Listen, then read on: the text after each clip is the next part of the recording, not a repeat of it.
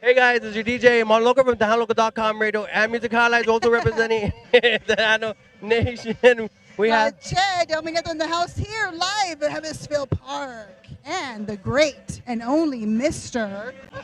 Bino G, event director for the Tejano Music Awards. Guys, glad to have you. Nice to be here, yeah. so Bino.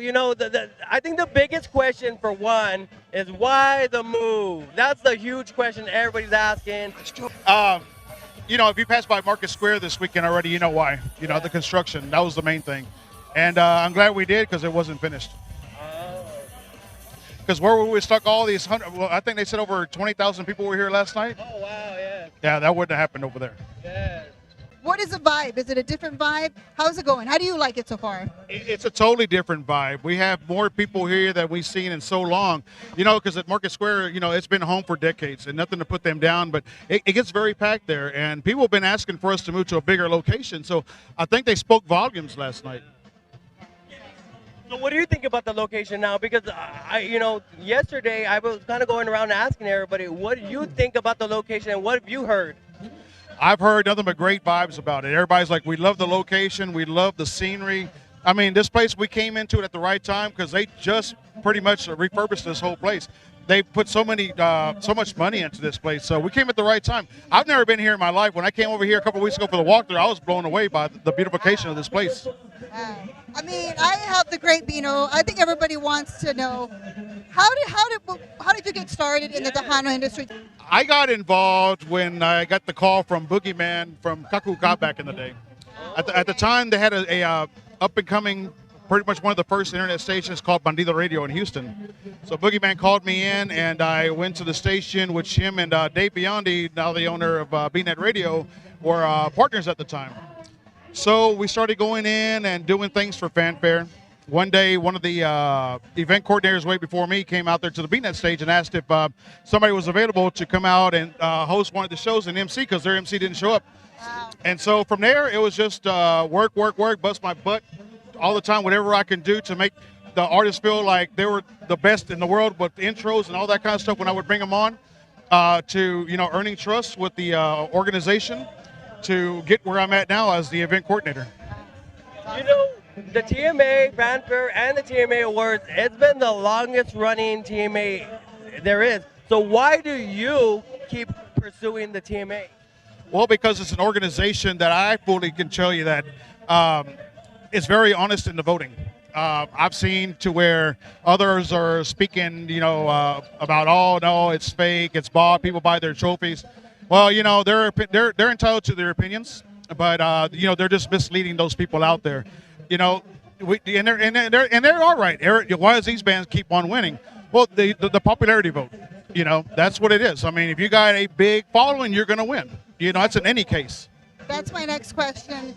What does Tejano mean to you? Over the years, how have you seen it progress? What do you hope to see in the near future? Where do you see Tejano going? I've seen, my godfather is Little Joe from Little Joe La Familia.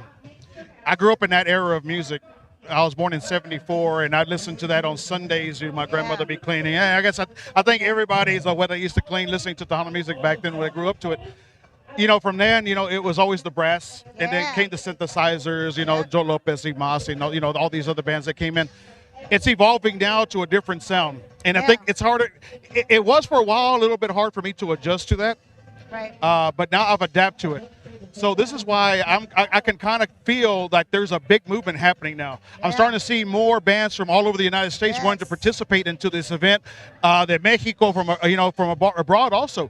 So that just tells me that this genre of music is not dead. What it is that we keep putting each other down. Yes. We bring each other down, and nobody wants to go over there and spend sponsorship money on people that are just so negative about everything in the industry. It's kind of like today. All the artists I was calling today, because what happened is last night we had the big rainstorm come in. So Civic Stage got destroyed by the water and everything on the stage, so they had to shut it down. So today, what I just got done doing was about 5 hours almost of just reconstruction from top to bottom on each stage as far as the schedule. Calling bands saying, hey, we're going to try to fit in everybody from Civic Center. But you know what? All the artists were like, why the change? But when I would tell them, they're like, you know what? That's cool. we all need to play together. Let's all work together. Let's get this thing done so everybody can perform. There's enough time. You know, it's only taking 10 minutes away from the performance. So we were able to fit pretty much everybody into the schedule today. So I was glad that everybody wanted to work together on this. Even the stage managers, they're busting their tail because it's usually a 20-minute changeover. Today it's going to be a 15. But you know what? It's all to work together so everybody can have a great time. Come show their talent on stage and have a great time. Where do you see that the TMA's Banbury and the Words at in the future years? I see it expanding even bigger into bigger markets. We've been pursued for a long time to take it elsewhere, and we're still talking about that. So it's not out of the ordinary if we go and say we want to do 2 other different events besides the Tejano Music Awards and the fanfare, because we want to do is start building a bigger team, and that's our biggest problem is we have such a small team. But I tell you what, we work wonders when it comes down to it. No event's ever going to be perfect, and everybody likes to be picked about this and picked about that. Hey, I mean, pick about the positive, not the negatives of this thing, because I tell you what, at the end of the day, it's all about the fans being happy. That's what I care about. The negativity, I care less about the negativity. The fans that are speaking out there, I want to know what they feel. And, there's already a few little comments that we're going to bring up because this is our first year here. We have growing pains. We're going to learn as we go.